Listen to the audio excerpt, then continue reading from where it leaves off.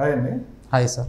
జగన్మోహన్ రెడ్డి పాలనలో భ్రష్టు పట్టిపోయిన తిరుమల చాలా రకాలుగా ఆయన చేసిన అరాచకాలు అక్రమాలు కొండ మీద ఎవరు చేస్తుండ్రు. ఇప్పటి వరకు దేశ చరిత్రలోనే తిరుమల వెంకన్న స్వామిని ఇంతలా అవమానించిన ముఖ్యమంత్రి ఎవ్వరూ లేరు. సో దానికోసమే ఆయన కోపానికి గురవడం వల్లే జగన్మోహన్ రెడ్డి పూర్తిగా సర్వనాశనం అయిపోయాడు తను తన పార్టీ అని చెప్పి ప్రజలు అనుకుంటూ ఉంటారు. ఎలా విశ్లేషిస్తారు దీన్ని మీరు? దీనికి సార్ మన తిరుమల టెంపుల్, శ్రీవారి టెంపుల్ భారతదేశంలోనే ఒక హిందూ ధర్మాన్ని విస్తరింపజేస్తున్న ఒక పవిత్రమైన పుణ్యక్షేత్రం. అది ఒక ఐకానిక్ టెంపుల్. మన ఇండియాలో వన్ ఆఫ్ ది ఆదాయం గల టెంపుల్, బెస్ట్ ఇన్కమ్ భారతదేశంలో అందరూ నమ్మే దేవుడు భగవంతుడు కలియుగ వెంకటేశ్వర స్వామి టెంపుల్ వెలిసిన అది పరమ పవిత్రంగా ఉన్న ఆ టెంపుల్ని చాలా భ్రష్టు పట్టించేశారు. ఎట్లా అంటే సార్, శ్రీవారి లడ్డు తింటేనే హ్యాపీగా ఫీల్ అయ్యే భక్తులకి ఆ లడ్డులో కల్తీ నెయ్యి వాడారు సార్. పరమ పవిత్రంగా తినే ఆ లడ్డులో నెయ్యి వాడారు, కల్తీ నెయ్యి. భోజనం శ్రీవారి భోజనం అంటేనే ప్రపంచంలో ఎక్కలేనంత విశిష్టత కలిగిన భోజనం అది. ఆ భోజనం నెయ్యిలో దాదాపు 100 కోట్లు దాంట్లో 100 కోట్లు సార్ నెయ్యి దోచేశారు. అలాగే భోజనంలో నాసి రకం బియ్యం వాడారు, మంచి బియ్యాన్ని అమ్మేసుకున్నారు. అదొక కోట్లు, అది 1000 కోట్లు, ఇది ఒక 1000 కోట్లు. రెండు సర్వదర్శనం టికెట్లని సాధారణ భక్తులకి వచ్చేవా అవి క్రమక్రమంగా తగ్గించేసి విఐపి దర్శనం అనే పేరుతో, బ్రేక్ దర్శనం పేరుతో డబ్బులు ఎక్కువ కలెక్ట్ చేసి అదొక కుంభకోణంగా మార్చేశారు. ఇటు భోజనం, లడ్డు, దర్శనం టికెట్లు, ఈ మూడు చాలా బాధతో ప్రేమతో వచ్చే భక్తుల్ని కూడా రానియకుండా భయభ్రాంతులకు గురి చేసే విధంగా మార్చేశారు. మొన్న రీసెంట్గా కూడా ప్రభుత్వం చూసాం కదా సార్, కర్రలు పట్టుకొని ఎక్కాల్సి వస్తున్న పరిస్థితి వచ్చింది. రక్షణ లేకుండా ప్రజలు భక్తులు వచ్చే భక్తులకి రక్షణ కూడా అంటే వెళ్ళడానికి కూడా భయపడేలా చేశారు. ఇదంతా ఇంకా మన రోజా గారు వారానికి ఒకసారి విఐపి దర్శనం. ఆమె ఒక్కతే కాదు, ఆమె ఒక గ్యాంగ్ని మెయింటైన్ చేస్తూ వాళ్ళ అన్న ద్వారా, వాళ్ళ అన్నలు ఇద్దరు రౌడీ వాళ్ళు అక్కడ తిష్ట వేసి ఇవన్నీ దోచుకోవడానికి జాగా చేశారు. ఇంకా చెప్పాలంటే సార్, మన వైఎస్ఆర్సీపీ ప్రభుత్వంలో ఉన్నప్పుడు వాళ్ళ ప్రభుత్వంలో వైవి సుబ్బారెడ్డి కొన్నాళ్ళు, భూమన కరుణాకరెడ్డి కొన్నాళ్ళు చైర్మన్గా చేశారు. అది చేసినప్పుడు ఏమైందంటే అన్య మతస్థులకు ఉద్యోగాలు ఇవ్వడం కూడా చేశారు. ఆ పవిత్రాన్ని చెడగొట్టేశారు ఆ కొండలు. ఈ దందాల్లో ఈ ఆఖరికి తలనీలాలు సార్.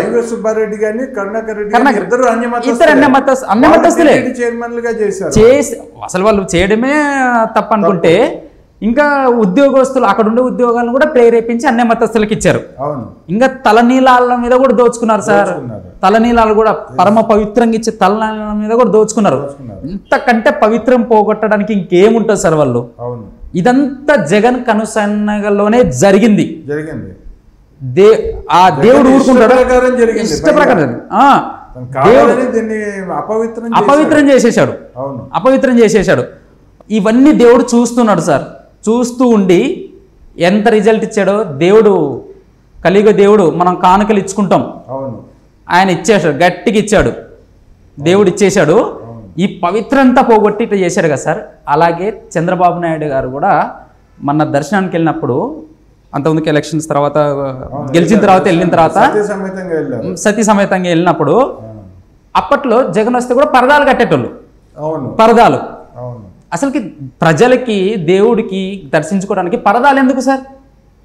పరదాలు కట్టి ఇదొకటి ట్రెండ్ సెట్టింగ్ చేసేసారు. చెప్పులు వేసుకొని కూడా వెళ్ళాడు. ఇవన్నీ చంద్రబాబు నాయుడు వెళ్ళినప్పుడు బ్రేక్ చేసేసారు. లేదు, ఇవన్నీ ఉండకూడదు, మీరు మారండి అని పోలీసులు కూడా ఆ రోజు చెప్పేశారు. అక్కడే ఇంకో మాట కూడా చెప్పారు, తిరుమలని రాష్ట్రాన్ని ప్రక్షాళన, తిరుమల టెంపుల్ నుంచే ప్రక్షాళన స్టార్ట్ చేస్తున్నా అని చెప్పాడు సార్. 50 రోజుల్లో ప్రక్షాళన స్టార్ట్ అయిపోయింది. విఐపి టికెట్ తక్కువ చేసేసారు. ఓకే. సామాన్య భక్తులకి ఆ టికెట్లు ఎక్కువ, దర్శనం టికెట్లు ఎక్కువ పెంచేశారు, ఫ్రీ చేసేసారు. మంచి ఫుడ్ దొరుకుతుంది, ఇబ్బందే లేదు. కొత్త ఈవోలు వచ్చారు, ప్రతిదీ గమనిస్తున్నారు. ఇప్పుడు హ్యాపీగా జనాల భక్తుల సంఖ్య కూడా పెరిగిపోయింది సార్. జాగ్రత్త ఫెసిలిటీస్ కూడా వచ్చాయి. మన కర్రలు తిరగకుండా ఆ పైకి వెళ్ళడానికి అక్కడ మధ్యన భక్తులకి సదుపాయాలు కూడా పెంచారు, పెంచుతూ జరుగుతున్నాయి.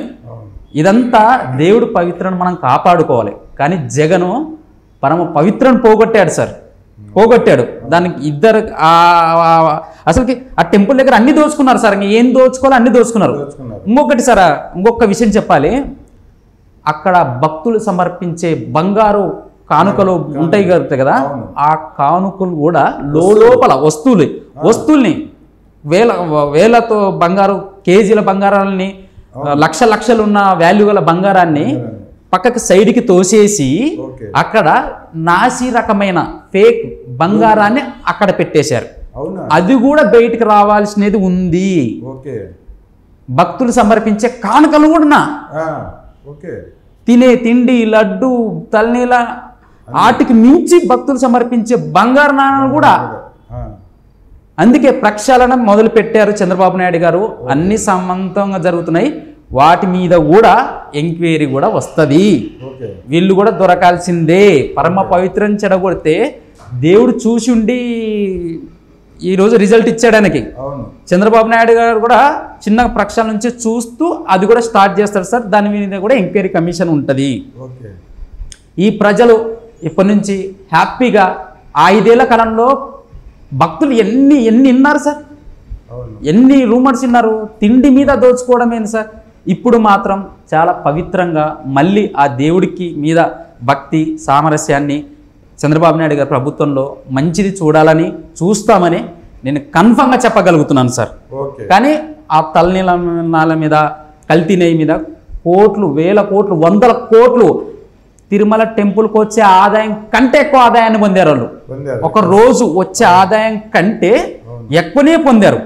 సో దాని మీద వాళ్ళు ఖచ్చితంగా ఎంక్వైరీ దాంట్లో కమిటీ కానీ వేస్తే, నిపుణుల కమిటీ కానీ అట్లాంటిది కానీ వాళ్ళు బయటికి అది ఖచ్చితంగా అదొక కుంభకోణంగా బయటికి మారకపోతే, తెలియకపోతే మీరు అడగండి సార్, నేను మళ్ళీ మీకు వచ్చి చెప్తాను. విశాఖపట్నం సరస్వతీపీఠం స్వామీజీ ఒక ఆయన ఉన్నాడు, దొంగ స్వామీజీ. జగన్మోహన్ రెడ్డి తరచుగా ఆయన దగ్గరికి వెళ్ళి కలుస్తూ ఉండేవాడు. జగన్మోహన్ రెడ్డి బినామీ అంటారు. జగన్మోహన్ రెడ్డి దోచుకున్న సొమ్మును కూడా ఆయన దగ్గర ఆశ్రమంలో దాస్తారని అంటారు. చాలా విషయాలు విన్నా నేను చాలాసార్లు. ఆయనకి కూడా అక్కడ అక్రమంగా స్థలం కేటాయించడం, ఆయన అక్కడ స్టార్ హోటల్స్ కట్టడం కూడా జరిగిందని నేను విన్నాను. దాని మీద ఏం చెప్తారు? అందుకే కదా సార్ జగన్కి భక్తి ఎక్కడ ఉంది సార్. అసలుకి హిందూ ధర్మం మీదనే లేదు. ఆయన ఉన్నప్పుడే కదా సార్ స్టేట్ మొత్తంలో హిందీ దేవాలయాలు అక్కడక్కడ టెంపుల్ కూలడం కూడా జరిగింది ఆయన పరిపాలనే కదా సార్. అవును. టెంపుల్స్ మీద దాడి, అసలుకి దాని మీద దేశమే విస్తృపయోగం చూసింది. హిందూ టెంపుల్స్ మీద పడగొట్టడం ఏంది అని చెప్పేసి, హుండీలు దోచుకోవడం ఏంది అని చెప్పేసి ఇండియానే మొత్తం చూసింది ఆయన పరిపాలనలో. సో అక్కడ మనకి బాగా కనిపించింది హిందూ ధర్మం మీద ఆయన అంతగా లేడు అని. సో అది వన్ ఆఫ్ ది ఎగ్జాంపుల్. మీరు అన్నట్టు పాయింట్, ఆ పీఠాధిపతిని కలుస్తారు కదా, మరి ఆయన కూడా హిందూ ధర్మమే కదా సార్, స్వరూపానందే. మరి ఆయన కూడా హిందూ ధర్మం అనే పేరే కదా బయట. కానీ ఆయన దొంగ, ఈయన దొంగ, ఇద్దరు దొంగలు కలిసి కుట్రల ప్లాన్లో ఇదంతా చేసిందే ఇది. ఇదంతా వాళ్ళిద్దరికి ఒక భాగం ఉంది. అలాగే ఈయన సంపాదించిన ఆస్తులన్నీ, వేల కోట్ల డబ్బు, లక్షల కోట్ల డబ్బన్ని ఆయన ట్రస్ట్ కింద, ఆ దొంగ స్వామీజీ కింద పెట్టడం కూడా జరిగింది. అది కూడా మనకి బయటకు వస్తుంది. అలాగే మీరు అన్నట్టు ఆ తిరుమల కొండ మీద ఆయనకి ప్లేసులు రాయించాడు. ఎవరిని అడిగి ఇచ్చేస్తారు? దానికి ఒక జీవో ఉండాలిగా, దానికి ఒక అందరూ ఒప్పుకోవాలిగా. ఎలా పడితే అలా ఇచ్చేస్తారు ఏంటి? అలా ఇచ్చేసి స్టార్ హోటల్స్ కాకుండా ఇంకోటి కూడా చేశారు. అలా కార్యక్రమంలోనే మద్యం కూడా దొరికింది తెలుసా సార్ మీకు? అక్కడ మద్యం, మాంసం ఇవన్నీ అక్కడ దొరికాయి.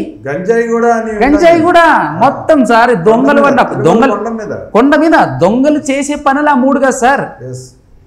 అసలే కరెక్ట్గా నిష్ఠతో కాపాడుకోవాల్సిన టెంపుల్ని వీటి ద్వారా పవిత్రను పోగొట్టేశారు, భ్రష్టు పట్టించేశారు. ఇప్పుడు పరిశుభ్రంగా పవిత్రంగా మన చంద్రబాబు నాయుడు గారు ప్రక్షాళన స్టార్ట్ చేశారు. అది ప్రాసెస్కి వెళ్ళిపోతుంది. ఈ జగన్ కూడా ఈ కుట్రలో ఈ టెంపుల్ అసలు మెయిన్ ఆయన్నే కాబట్టి ఇదంతా బయటికి చెప్పాల్సిన ధర్మం ఉంది సార్. ధర్మాన్ని కాపాడుకోవాలంటే దీని గురించి నిజాలు బయటికి తెలియాల్సిందే. చంద్రబాబు నాయుడు గారు తెలియజేస్తారు. ఓకే అండి, థ్యాంక్ యూ అండి.